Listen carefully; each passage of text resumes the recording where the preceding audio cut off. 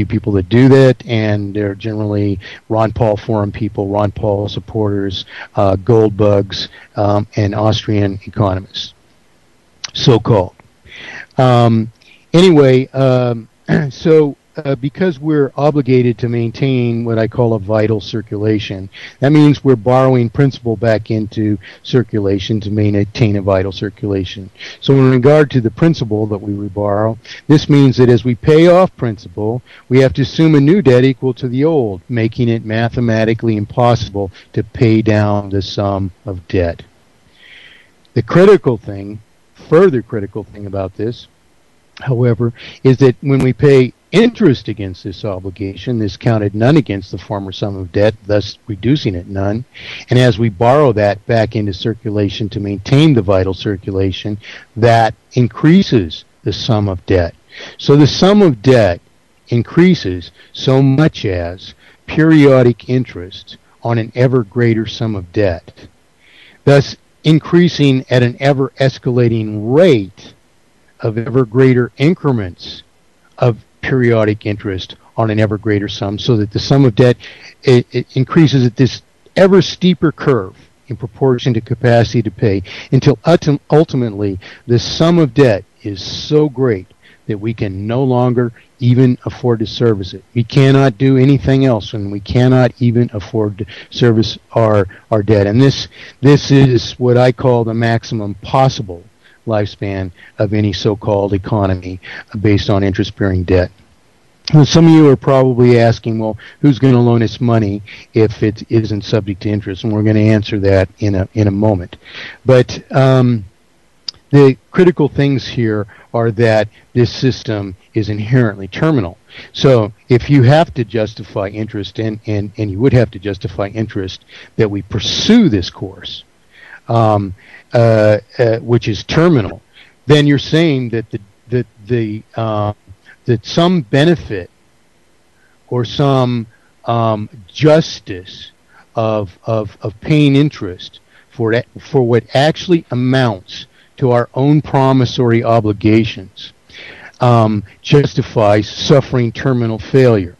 Well, that's hardly the case, and that's a preposterous idea. The very fact that all of us have a question, well, what could that justification be, is an indication that it's never been justified to us, or all of us would cite this justification. But if you go from country to country to country to country, you find that rather than being justified, what happened when they created the Federal Reserve System, for instance, is it promised to solve all the problems that it, in fact, would be the fundamental cause of. You see? So it promises to prevent securities anomalies like happened 15 years into its existence. Now, were the people allowed to reevaluate this system? Did the government do this in some open, transparent way which justified its mechanics in some way that all of us decided, oh, well, that's perfectly right. We just have to suffer this terminal failure whenever it happens, So a mere 15 years after promising that it would prevent the things that it only caused, and those things came to fact in 15 years. Then we spent 10 years with no creditworthiness, and finally World War II comes around, and we decided to just forgive all the inherently destroyed creditworthiness, because you see, creditworthiness is inherently destroyed as this indebtedness multiplies in proportion to our capacity to service debt. Ultimately, we reach this terminal point where we cannot afford to service any more debt, but we can't even maintain a vital circulation without reborrowing the principal and interest that we're paying out of circulation.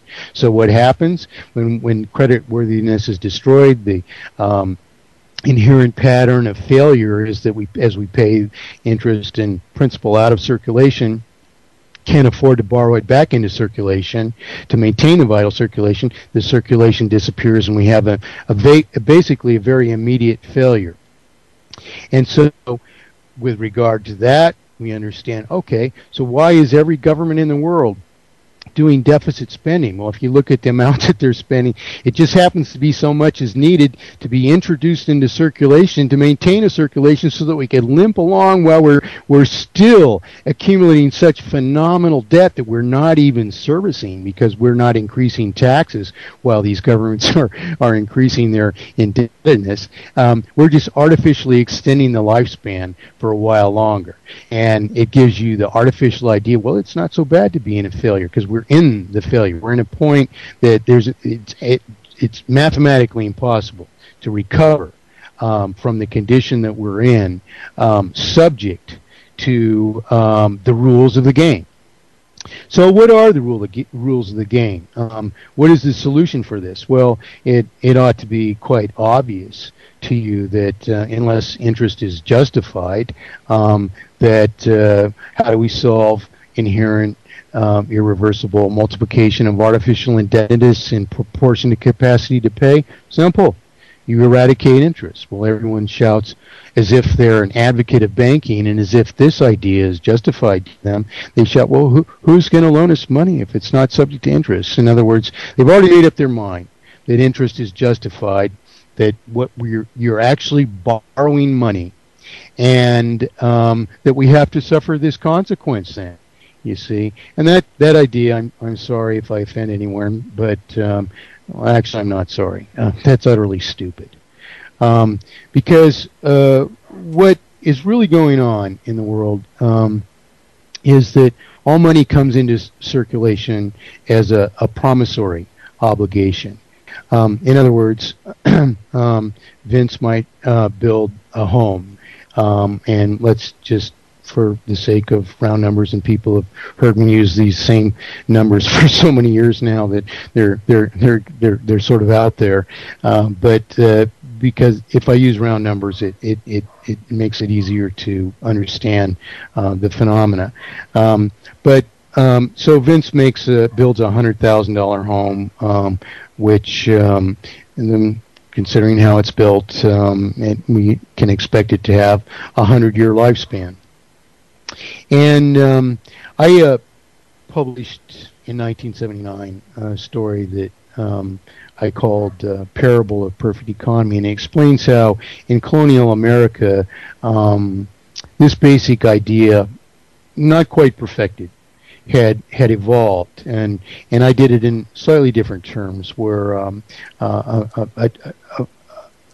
a person who raised fowl, that is chickens, in close proximity to a neighbor who raised feed. They struck a deal that, the man who produced feed would grow so much of this additional feed needed by the man who grew the fowl, who was going to double his production the next year.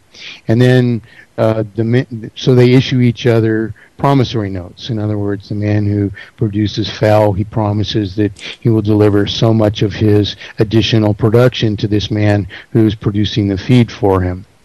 And likewise, the man who produces the feed issues a promissory note to the man who's growing the fowl, and lo and behold, they circulate these promissory obligations amongst the community they serve as currency. And in fact, if you read the nomenclature on a Federal Reserve note, it says that it's a note, a promissory note, exactly the same thing. Well, what's happening in a central banking system? In a central banking system, say Vince had built this $100,000 house with a 100-year lifespan. What we would do if we were just doing a natural implementation of a promissory note is Vince would evaluate my creditworthiness, and he would if he didn't know me, he might ask around, and my integrity would count, and he would say, well, Mike, you issue me a promissory note for this, the town says they'll go for it, and your promissory note will be good with it. And so I would actually write out on a piece of paper that I promised to pay Vincent $100,000 for this house. and dollars just would happen to be the unit. And we decided, however far a dollar went, by an actual free market. An actual free market has to be free of usury, or it can't be a free market, and we'll understand that in a minute too. In any case, so as I consume this house, I actually pay for it as I consume of it. And if I do that, I've solved inflation and deflation. Remember, our definition was either an increase or a decrease in circulation for represented wealth. Well, we've issued $100,000 into circulation. Vincent is the true creditor. He has given up property for a promissory obligation. And so long then as the integrity of that promissory obligation is preserved, that money is good. But how do we preserve it? And this is the question. And whether a central banking system can do this even is a question. In fact, I have proven it's mathematically impossible already. I've proven that to you, in that it's mathematically impossible to maintain a vital circulation without multiplying artificial indebtedness in proportion to the circulation until the entire circulation is dedicated not to preserving the integrity of the money, or the fact that it can purchase anything, but instead dedicating it to servicing this ever-escalating and eventually, inevitably, terminal sum of debt. So I would pay this money out of circulation at the rate that I consume the house. So what would a $100,000 house with a 100-year lifespan cost us under mathematically perfected economy?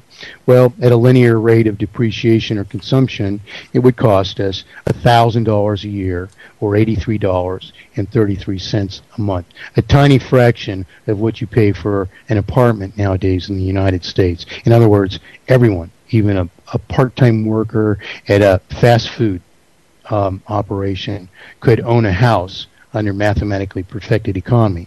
What is the difference in the cost? Artificial inflation in the cost by the central banking system and all of the interest that you pay. Instead of that $100,000 in principal under a central banking system, you're going to pay 200, 300, 4 houses for one. And it's our own production. See, so a central banking system denies us the very opportunity to pay for each other's production with an equal measure of our own production. Instead, from the very beginning, we're paying 3 or 4 times that for our own production, which we actually intend to trade between each other. What is economy? Redundant costs? No, it's absolute elimination of any redundant cost whatsoever. So is interest a necessary cost? Where does interest even come from? What happens in a central banking system is somebody we don't even know, by principles which are not even declared, much less than can we know them, certainly not by any principle which is ever proven, because modern economics is such a lie that it is wholly bereft of formal proof or theorem. There is not one formal proof of a theorem in modern, what we call economics, which is this huge lie that only can multiply artificial costliness into terminal failure. What do I mean by artificial costliness? Well, by artificial costliness, I mean what a central banking system does is that they come in from the side. They intervene upon this transaction between Vincent and myself, where I've agreed to issue a promissory note that I will pay for this $100,000 home with a 100-year lifespan at the rate of consumption or depreciation, which are equivalent of that home, or $1,000 a year, or $83.33 a month overall. The central banking system comes in and says, no, Mike, you cannot issue Vincent your promise to pay on your paper. It has to be written by our hand on our paper. So what they're doing is they're merely intervening upon our transaction, depriving me of my right to contract. In every other contractual obligation, this does not exist. But only in money, and by money, it affects all other transactions because it's subject to this obfuscation of the currency, which multiplies artificial indebtedness into terminal failure.